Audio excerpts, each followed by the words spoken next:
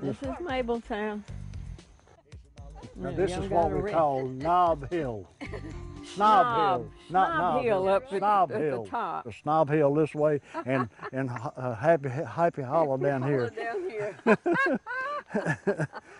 I've been here 47 years. And for 47 years, I mean, that's all of our life. Over half of our lives is right here. Yeah.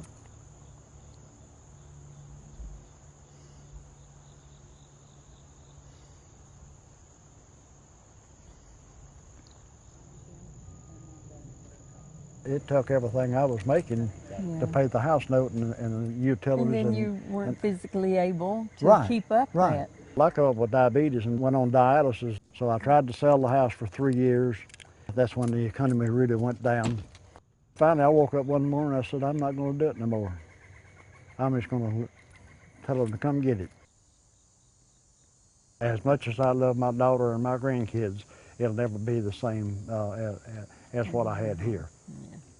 When you move in with your children, you don't have that privacy and all that you had in your own place. And that's why I want to stay healthy and stay at my house as long as I can. Because well, if anybody had told me that I would still be on this earth 15 years ago, I said, you're crazy, because my daddy died at age 63. Once the promise of the American dream, the suburbs were built for young families who drive. But that's not who lives here anymore. Today, most Americans are growing old in the suburbs. And what has happened just over decades is the majority of the suburban expansion focused on that 3-bedroom house with the 2.5 baths.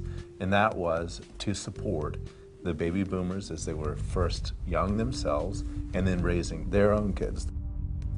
We have houses over here, we have our stores in another location, we have our library and post office in another location, all of which are connected by the use of an automobile. What do you do when you can no longer live there, when you can no longer drive? Are you isolated? Can you stay within your community? Do those different housing options exist for you? This will always be home. I went to a couple of senior citizen places up there, and I wasn't impressed at all. Oh.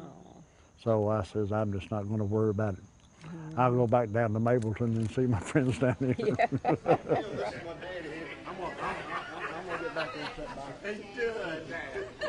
How is it that we redesign an entire community that will meet these changing needs of our population, both for the young and for the old, because subsequently, if you make a place senior-friendly, it's also kid-friendly, which makes it a perfect scenario, especially in your suburban areas.